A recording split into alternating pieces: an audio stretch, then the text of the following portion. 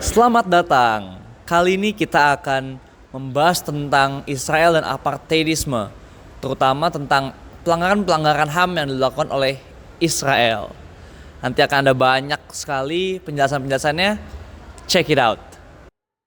Ya, ada mulanya paham apartheidism di Israel itu dimulai dari tahun 1967. Tapi teman-teman tahu nggak kalau misalnya paham apartheidism ini ada dimulai di Afrika Selatan di tahun 1942. Ya, berbeda dengan yang ada di Israel, yang di Afrika Selatan ini awalnya itu bermula dengan adanya memang masalah rasial atau warna kulit, yang dimana ada perbedaan dimana kulit putih dan juga kulit hitam.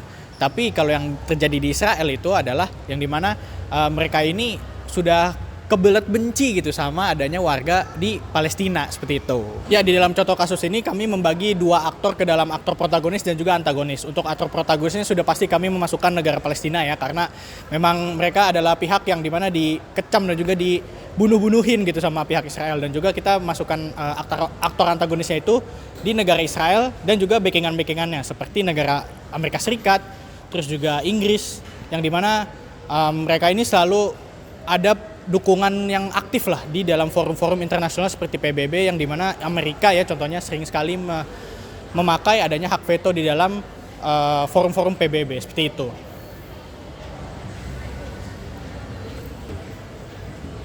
Ya, setelah kita membahas aktor protagonis dan antagonis, sekarang kita membahas tentang aktor utama. Israel dan Palestina berperan sebagai aktor utama dalam kasus ini. Seperti yang kita tahu, Palestina juga dibantu oleh aktor-aktor internasional lainnya seperti Amerika, Inggris, dan juga beberapa instansi internasional seperti PBB dan juga International Court of Justice.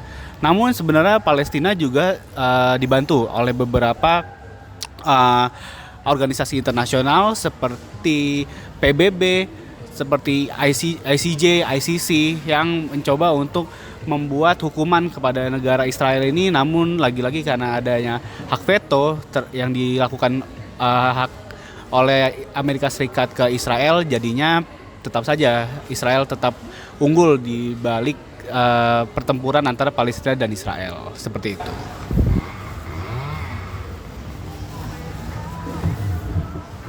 Tantangan yang dihadapi oleh beberapa aktor utama seperti Israel dihadapi oleh tantangan tekanan dari pihak global karena intervensi yang dilakukan kepada Palestina sudah melewati batas. Maka dari itu, dengan adanya intervensi dari United Nations, PBB, itu tidak membuahkan hasil serupa karena lagi-lagi Amerika mencoba untuk melindungi negara Israel. Lalu sebaliknya, tantangan yang dihadapi Palestina adalah intervensi yang dilakukan oleh Israel untuk melakukan genosida itu semakin meluap, semakin menggila dan semakin tidak masuk akal. Maka dari itu, gunanya PBB dalam kasus ini adalah untuk menjadi penengah dalam konflik yang tidak berkesudahan ini, seperti itu.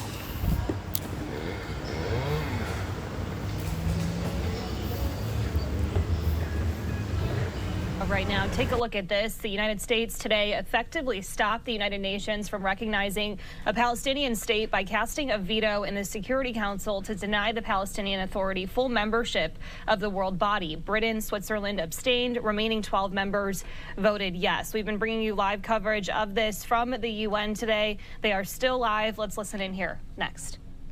Lalu kita masuk ke poin strategi aktor utama, yaitu dalam konteks Israel selalu berlindung di balik pengaruh Amerika Serikat di dalam organisasi internasional seperti PBB.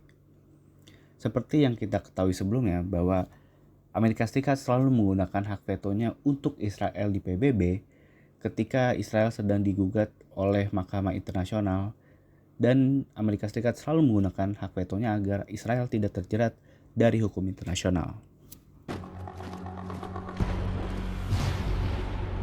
After decades of violence, the Israeli government and the Palestinian Liberation Organization secretly met in 1992 to put an end to the conflict.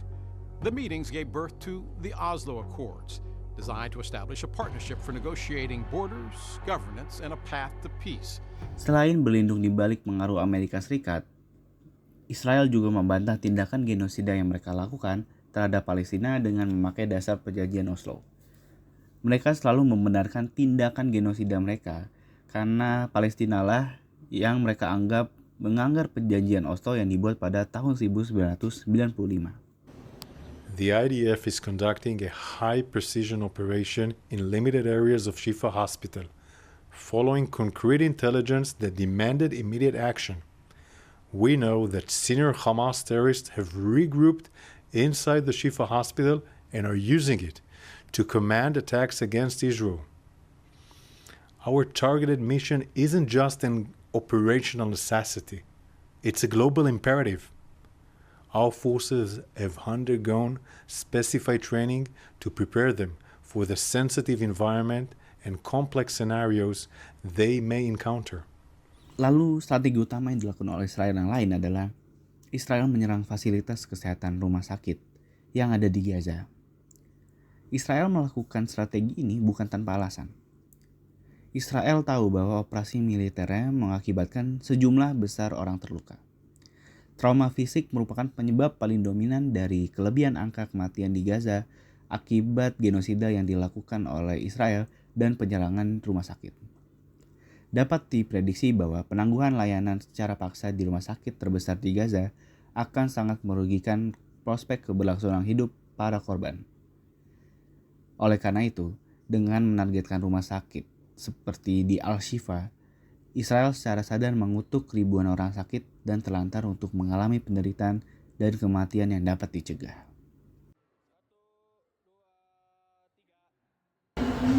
Mas, yang di-shoot sayanya mas, jangan Israelnya.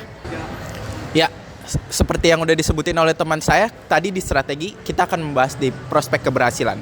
Jadi prospek keberhasilan yang pertama itu wilayah-wilayah Palestina berhasil didudukan oleh Israel karena Israel mempunyai backup yang sangat kuat, terutama dari Amerika Serikat dan juga Inggris. Selain itu ada juga dari organisasi internasional. Sebenarnya ini bukan backup, tapi lebih ke organisasi internasional itu lebih kayak buta mata gitu. Kalau Israel itu melakukan genosida dan penjajahan. Seperti itu. Ya, tambahan satu lagi. Selain banyaknya backup Israel akan polemik ini, ada juga tambahan satu lagi, yaitu framing Israel akan dirinya di dunia internasional. Framing mereka adalah mereka tuh berperan sebagai korban gitu. Apapun yang mereka lakukan adalah pembelaan negara, yang padahal pada nyatanya mereka bukan melakukan pembelaan terhadap negara, namun genosida. Itu adalah framing dalam prospek keberhasilan mereka. Mereka dapat memframing bahwa dirinya itu adalah korban. Nah, kenapa sih bisa Israel lolos dari semua pelanggaran-pelanggaran HAM? Kebayang nggak sih teknik apa yang dilakuin sama Israel? Nah, kita membahas tentang teori konstruktivisme, di mana teori ini menyimpulkan ide-ide yang dilakukan oleh Israel, kenapa dia bisa lolos, dan apa yang digunakan. Contohnya, Israel bebas dari tuduhan bahwa penyerangan di Rafah, penyerangan di rumah sakit. Padahal kita tahu itu melanggar kemanusiaan. Israel ini cukup cerdik ya, atau bisa dibilang licik, karena memanfaatkan momentum di mana mereka mengetahui bahwasanya menanamkan ide pada negara-negara besar itu adalah hal yang sangat-sangat bermanfaat. Kalau kalian sadar, Israel ini dekat sama siapa? Sama Amerika dan Eropa. Terus gimana caranya mereka bisa lolos? Mereka menanamkan ide-ide yang tadi saya sebutkan. Nah, di ide-ide ini membuat negara-negara lain mendukung Israel dan berpihak pada Israel. Itulah kenapa teori konstruktivisme ini sangat-sangat dipakai dengan jenius walaupun licik oleh Israel. Dalam menyikapi konflik ini, dunia internasional mengambil berbagai sikap yang beragam, dari kecaman hingga dukungan, tergantung pada kepentingan politik dan kemanusiaan masing-masing negara dan organisasi. Nah, jadi kalian udah tahu kan apa aja yang dilakukan oleh Israel dan seberapa pintar, licik, dan manipulatifnya Israel supaya bisa lolos dan kabur dari pelanggaran-pelanggaran HAM yang udah dilakuin. Nah, oleh karena ini, seenggaknya kita udah tahu nih gimana sih Israel dan apa aja yang dia lakukan supaya dia bisa jadi secerdik ini. Terima kasih udah ngikutin kami. See you.